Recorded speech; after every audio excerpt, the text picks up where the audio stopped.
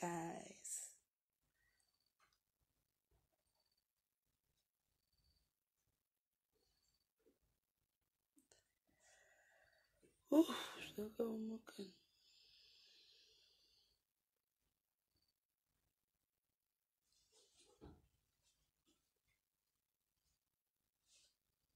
Hey guys, what's gonna say? Yeah.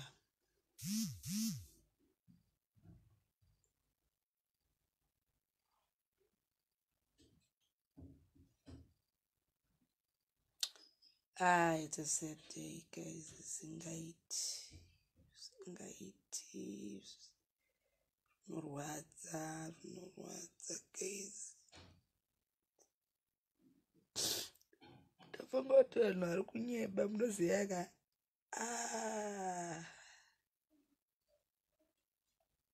We have been robbed, guys. We have been robbed.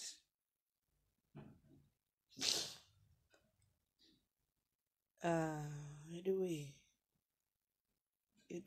zvakaoma mufungi. Zvakaoma, ndetedza kuzvibhilivha. I know maskati, I was on live.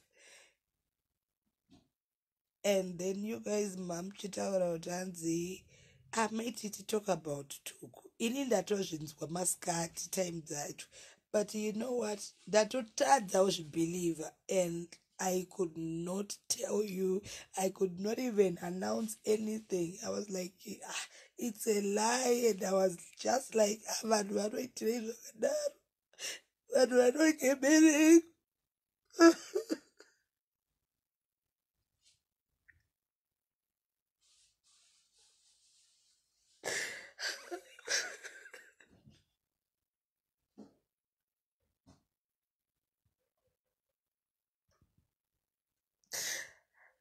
Ndinoziva ndiri kunoti guys.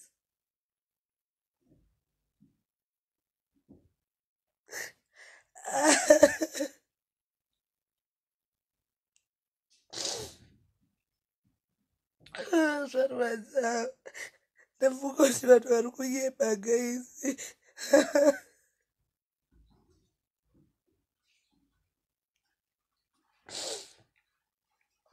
Manaka.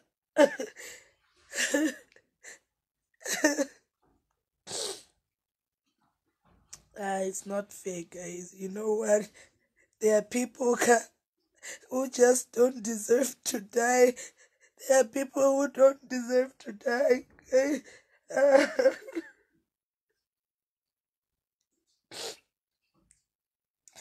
Vakanaka havagare, guys. Vakanaka havagare. Vakanaka havagare vanhu vaMwari. Ndarwadziwa.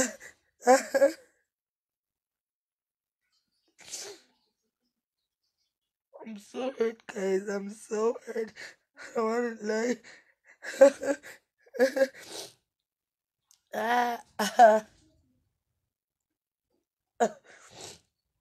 When you guys were asking, Baskati Pepe, Mai Titi, tell us, is it true? Is what? But nangofunga kuti kunyeba kwevanhu. People were spreading lies about other people.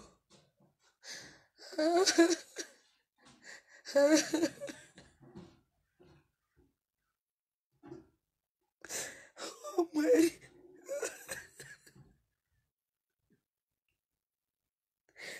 It's so painful.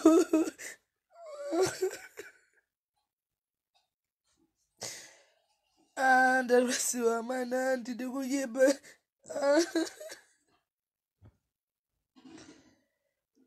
Mwari vaita kuda kwavo zvavo guys.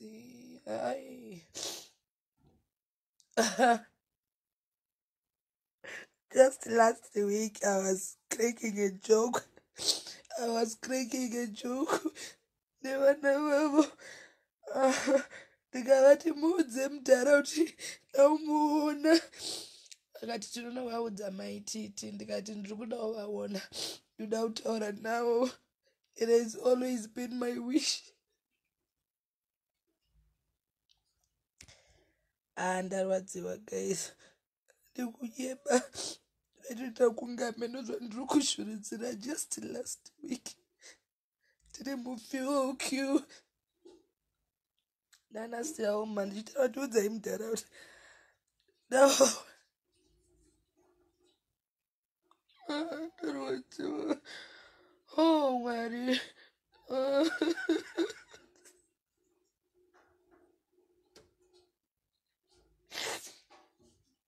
ya zvinowanika guys nematambudziko like you were asking me in the afternoon. I confirmed it like an hour ago. Could it's true because I had to ask a lot of people before I could just rush kungotanga kungohumana usina kunzwa chokwadi, you know. Saka I had to say it now. Saka a lot of people are watching it.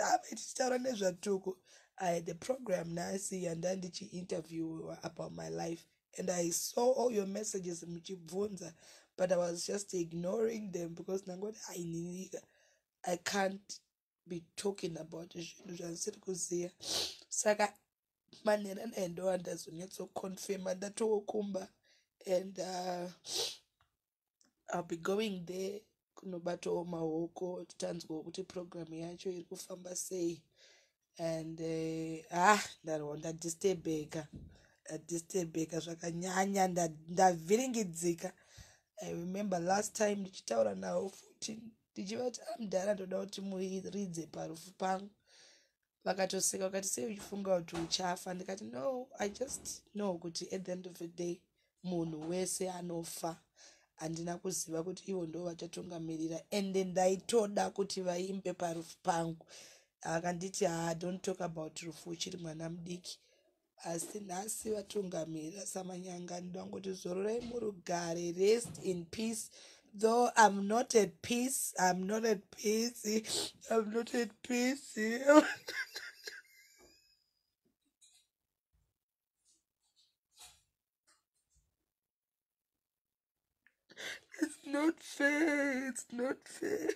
It's not fair, but Wamwari, it's not fair.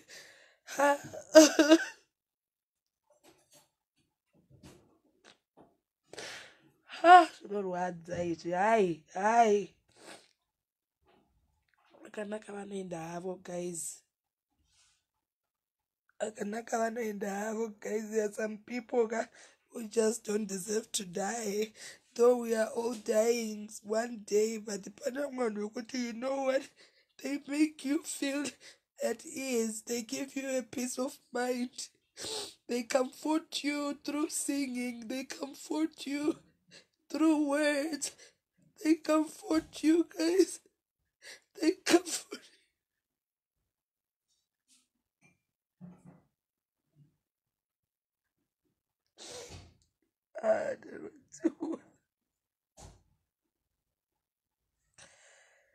Yeah. Zvakaoma vanhu vaMwari. Zvakaoma vanhu vaMwari. Anyway, I just came on live to tell you I've also confirmed it, just like others did. Confirmed it now, and it's the most painful thing ever. The most painful thing. Samanyanga wangu vari baba vedu, not vemhuri yavo chete, but he was our father. Wani munhu wandoziva anga asingadade, anga ari very humble, anga akazvininipisa as a celebrity. He was a true celebrity, a role model, a father to many, a comforter to many, not only in Zimbabwe but worldwide, America, Kwese, South Africa, and I know tarwadziwa vedu we, anga asiri baba vemhuri yake, anga ari baba vedu tese. Very humble. Chinoka request that uda kuona vamtukudze waivaona. He was not a hard man, anga ari munhu asingavhairire vamwe. Ndarwadziwa. Vari vaite kuda kwavo zvavo. haungatongeri Mwari asi izvi zvarwadza. Ungoti Baba zororai murugare. Thank you so much for what you taught me, for what you taught everybody, for what you taught us, for what you taught the nation, for what you taught the universe. I guess this was the perfect time. We celebrate you today and forever. We'll cherish you. We'll never stop. We will never stop and we will never forget you. You are not even, I cannot call you an artist. I cannot call you an artist. My artist it is, you were a legend, an icon. Atarwadziwa baba, atarwadziwa, zvakanyanyisa. Don't even know what to say. So I think tomorrow morning you won't chamukao. I'm sure some have already gone. Kunamo. But it's not open to manje. I had a lot of things I was doing today. But in the Batkana, guys. The Batkana, man. Hey. I just want to say to Selma and the rest of the family, I'm really very sorry. Nematamdziko. Tinokuona iwo ikoko very soon. And then yaradzwai kuna mama. Yaradzwai. Zvinorwadza.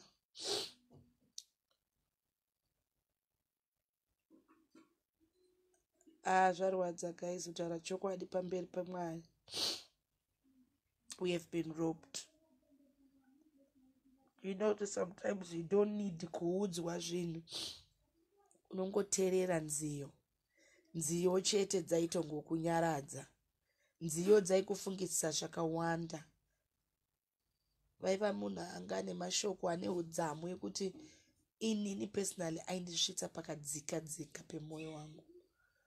Saka hai.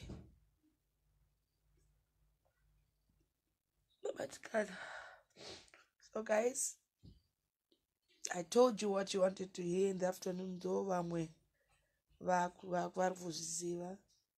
we lost an icon. Zvarwadza asi kuda kwaMwari. Kanzi tingazviudza aniko, titaurire aniko, tingazvitaure sei. Regai ndirambe ndinyerere. Vatungamira mudhara. Tinoona ikoko kune vachauya kunhamo. Tichangewo tiri koko. Tichichema nevanochema. Tichinyaradzana nevanochema. Kumhuri yekwava Mtukudzi ndoda ngoti chema iwo netariro. Zvinorwadza. Zvatirwadza tese. Zvatirwadza tese. Sandike inini zvandirwadza kunyanya because I really wanted to do something with him that I requested, and ndakangonzi it's a matter of time, but how unfortunate. But izvozvo zvishoma zvavakandidzidzisa gore iroro randikakwanisa kusangana navo ndichitaura navo kugara navo pasi, ndakavaudza even zviri pakadzika pemwoyo wangu, because ndaiti ndoda kuti muzoimba panhamo yangu rimwe gore, muzotaurawo nezvangu. I'll be happy in my grave. But unfortunately, vatungamira Mwari vaita kuda kwavo. We don't question God kuti mazviitirei, asi zvatirwadza. Tarwadziwa, tabaikana, panorwadza moyo chaipo tapanzwa nhasi. Tarwadziwa vedu we. I just want to add a few people vane zvavada kutaura, maybe vari kunze vasingakwanise kuuya kunhamo, vane zvishoma zvavarikuda kutaura. Can just add you before I go. I really need to rest. My blood pressure is up. Pandazvinzwa ndichibuda mustudio, pandazonyatsozvinzwa nevari kunyatsozviziva chaivo vari mudhuze, I almost collapsed, and antombozoziva ndazosvikawo kumba sei. I was just confused. I acted like a mad person from town to home. Zvandivhiringidza zvakanyanya zvokuti ndatadza kuziva ndochema here, ndoita sei. pane vamwe vanhu vasingadhisevhi kufa, asi takabarwa nevhu, takabarirwa muvhu, tichadzokera muvhu. Vakanaka ndo kazhinji, vakanaka ndo vanoenda zvavo. Kunongosaro vanenge vachitirwadza, bati vachirarama. Varoyi, mbavha vanorarama, vanouraya vanhu vanorarama nguva yakareba, vanorwadzisa vamwe vanorarama, asi vakanaka zvavo vanoenda. Saka I'm just adding a few people. Mutauro pashoko vashobadana. Tauzomukomba kuseri kuti tikwanise kuenda. Hello, Titi. Makadini nematambudziko kani? Aonekwa nematambudziko shuwa, zvarwadza, zvatirwadza tese. Aiwa, zvinorwadza. Ini unongoda kuti rest in peace kuna Oliver Mtukudzi. Ndofunga chinhu nechinhu kachinoitika for reason. Nguva yake yanga yakwana and tinotenda Mwari neupenyu hwakararama. But ndoda kungoti kune mhuri yake, nyaradzwai munyasha nerugare nerudo rwaMwari. Ndo zvandinongotenda. I remember first time yandakauya muno muUK, Mtukudzi airidza namukanya kuantenna. Akaimba Mtukudzi zvekuti kurwadziwa kwemwoyo wangu kuri pasi pasi. Ndiri kutoshaya kuti zvinonge zvaitika zvoka zvinenge zvaitika but hey, ndarwadziwa pandazvinzwa. I'm heartbroken, but nongoti rest in peace Mtukudzi. Azorore munyasha murugare nerudo rwaMwari. Amen. Amen. Maita basa. Okay, God bye. bless you. Bye. Bye.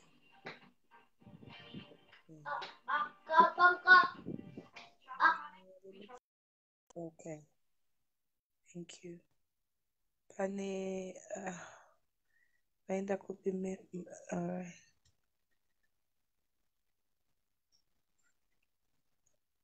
I'm adding you, Edith.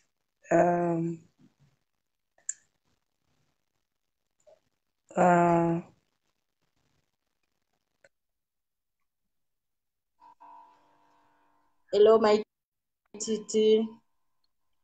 Tinoti kane nhamo dzababa Mtukudzi vadai kutisiya.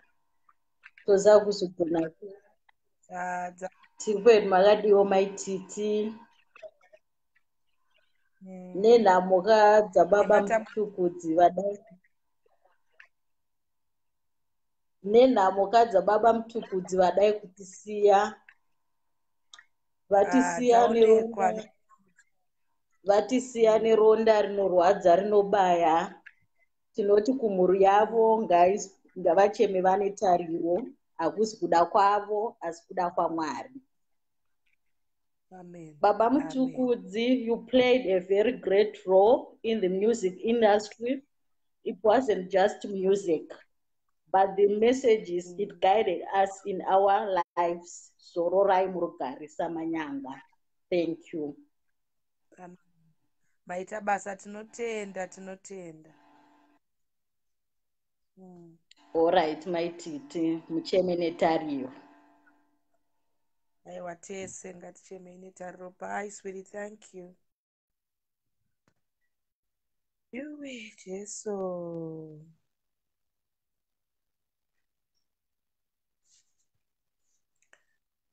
Just a few and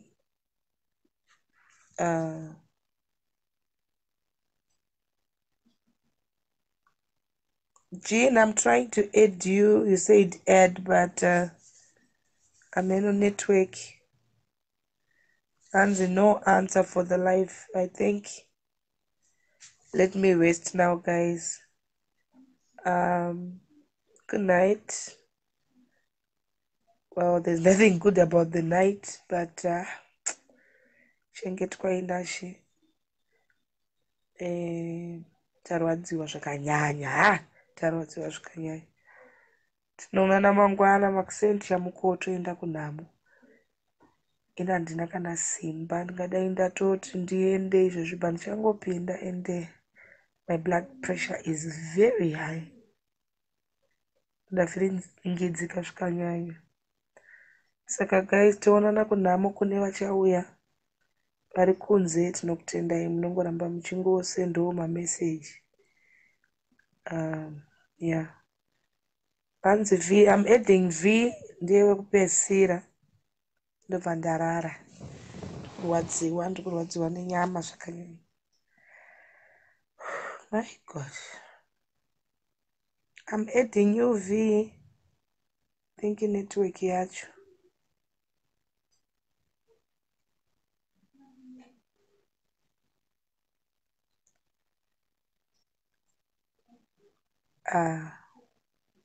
I think network V. Ingoramba ichiti adding.